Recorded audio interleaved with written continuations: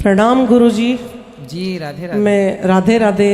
मैं गौरी तिवारी यहाँ थाना हीरानगर में ही पदस्थ हूँ। मेरा प्रश्न ये है गुरुजी, मेरा बेटा है 24 साल का, वो ब्लाइंड है, उसे बिल्कुल नहीं दिखाई देता है और संगीत का ज्ञाता है, उसको गॉड गिफ्ट है संगीत का, सारे इंस्ट्रूमेंट बजा लेता है सब।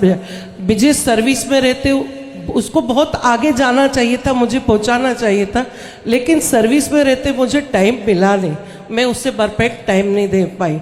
पर मैं चाहती हूँ कि आपके सानिध्य में एक वो भजन भी सुनाए और आपका आशीर्वाद लें, और मैं चाहती हूँ कि वो आध्यात्मिक में जाए। सर जरूर ले आइएगा और उसको संगीत क्लास दीजिए ताकि वो अपने आप को, अब जैसे हमारे देश में एक बहुत बड़े संगीतज्ञ हुए हैं श्री रविंद्र जैन जी सर जी, जिन्होंने रामायण में संगीत दिया है जी। शीश पे खड़ाऊं राम भक्त ले चला राम की निशानी, जिन्होंने ये गीत गाया है, वो भी बचपन से ही उनको आंखों से नहीं दिखता था, लेकिन वो इतने बड़े संगीतज्ञ हुए कि उनका हुनर ही उनकी आंखें बन गया। तो आप बच्चों को हुनर दीजिए जी, काबिल बनाइए।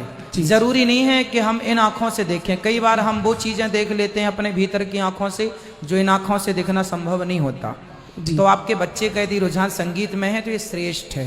वो सारे इंस्ट्रूमेंट बजा लेता है, उसको सब गॉड गिफ्ट है। और संगीत का टीचर भी आसरा चैनल में, आसरा संस्था में जो मूक बधिर बच्चे होते हैं उनको वो संगीत सिखाता है। तो ले आना, ये दास भी दर्शन करेगा। जी गुरुमान, खुश रहिए, खुश रहिए।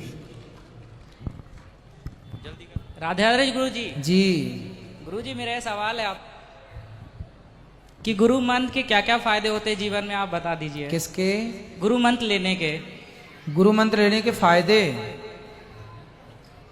गुरु मंत्र लेने के फायदे ये होते हैं बेटा कि हमें पढ़ने से क्या फायदा मिलता है, हमें स्कूल क्यों भेजा जाता है, स्कूल जाने के क्या फायदे हैं बताओ। सर शिक्षा मिलती है, स्कूल में शिक्षा मिलती है और मंत्र लेने के बाद संस्कार मिलते हैं। संस्कार जरूरी है, तो संस्कार इसलिए कहते हैं ना शिक्षा दीक्षा, तो शिक्षा तो हो गई बट दीक्षा नहीं हो पाई, इसलिए आज के बच्चे रास्ता भटक रहे हैं, क्योंकि शिक्षित तो हैं दीक्षित नहीं है, संस्कार नहीं है। तो वो इतना ही जरूरी है जितनी जरूरी शिक्षा है। जी गुरुजी, प्रणाम गुरुजी। खुश रहिए।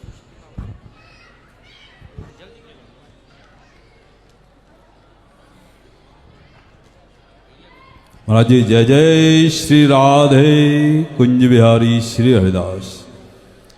महाराज जी वृंदावन टटिया स्थान से कृपा पात्र हूँ। वाह सुंदर। महाराज जी ध्यान में बैठता हूँ माला लेके, जब मंत्र का जाप करता हूँ, विचरण वृंदावन का ही रहता है, पर विचरण करते करते करते गुरु मंत्र छूट जाता है, पर विचरण मेरा चलता रहता है वृंदावन का, पर गुरु मंत्र मेरा छूट जाता है और फिर विचरण, और फिर समय भी निकल जाता है मेरा माला का। तो महाराज जी इसके लिए क्या किया? अच्छा है, भगवान का यदि आपका मन वृंदावन में है तो यही सबसे अच्छी बात है। और नाम तो काम, जैसे आप यहाँ बैठे थे उस समय भी आपकी श्वासों में, आप हमसे बात करें या बिस्तर पे जाके सो जाएं, हर समय आपकी सांस चलती है, उसी तरह भगवान नाम चलना चाहिए। और वो मंत्र धीरे धीरे अभ्यास से होगा, है ना। और आप वृंदावन में रहते हैं अपने मन से, तो बहुत अच्छी बात है। आपका मन यहाँ वहां ना भटक के वृंदावन जाता है, ये सबसे अच्छी बात है।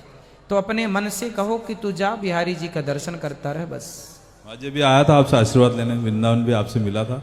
आज एक प्रश्न और है मेरा कि तुलसी माला और रुद्राक्ष की माला बताते हैं साथ में नहीं पहनना चाहिए, पर अपने वृंदावन में तो पहनते हैं, इस स्थान में भी बोलते हैं कि पहनते हैं। देखो ऐसा है कि जो भगवान शिव हैं, भगवान शिव किसका ध्यान करते हैं? भगवान श्री कृष्ण का जब जन्म हुआ तो भगवान कृष्ण को देखने के लिए भगवान शंकर भी आए कि नहीं? जिनका दर्शन करने के लिए शिवलोक से शिव जी आते हैं। राम जी का जन्म हुआ तो राम जी को देखने अवध में शंकर जी भी आए। जिनके दर्शन को पाने के लिए शिव जी भी लाइन में खड़े हैं, ऐसे भगवान को जब हृदय में बसा लिया तो जो शिव जी की आराधना करता है, जो शिव जी की पूजा करता है, वो शिव जी की पूजा करने के बाद ही भगवान कृष्ण और राम की पूजा, श्रीमन नारायण की पूजा करने का अधिकारी होता है। तो जब आप नाव से किनारे पहुंच जाएंगे तो नाव अपने आप छूट जाएगी। नाव में तब तक ही बैठा जाता है जब तक कि आप किनारे पर नहीं पहुंचे। किनारे पर पहुंचने पर भी आप नाव में बैठे रहेंगे तो किनारे पहुंचने का अर्थ क्या हुआ? तो नाव छूट जाएगी। उसी प्रकार भगवान रुद्राक्ष की माला पहनने वाला जब तुलसी पहनता है तो इस भाव से कि मुझे रुद्राक्ष ने तुलसी तक पहुंचाया, मतलब भगवान शिव की उपासना ने। अच्छा, नरसिंह मेहता को आप जानते हैं, नाम सुना आपने? हाँ, बोलो हाँ या ना। भक्तमाल में नरसिंह मेहता की कथा है। नरसिंह मेहता की भौजाई ने घर से निकाल दिया। नरसिंह मेहता जी शंकर जी के मंदिर में जाके जंगल में जब गए ना तो वहां एक शिवलिंग था। उस शिवलिंग में जाकर नरसिंह जी लेट गए, पड़ गए और ऐसे पड़े कि 7 दिन तक वो मूर्छित पड़े रहे। 7 दिन बाद शंकर जी प्रकट हुए। शंकर जी तो भोलेनाथ है, प्रकट हो गए कि मेरा भक्त पड़ा है। अब वो प्रकट हो गए, पुत्र क्या चाहिए? तो नरसिंह जी ने कहा भोलेनाथ से मुझको और कछु ना चाहिए, बस राधा कृष्ण मिलई दे। हे भोलेनाथ, मुझे और कुछ नहीं चाहिए, आप मुझे राधा कृष्ण भगवान का दर्शन कराओ। तो शंकर जी को जब पा लिया तो शिव जी की जिम्मेदारी है कि उन्हें ले जाएं। फिर नरसिंह जी को रासेश्वर रास मंडली में ठाकुर जी जहां रास रचा रहे थे वहां ले गए और भगवान शिव ने कहा, भगवान ने कहा ये जीव संसारिक कौन है?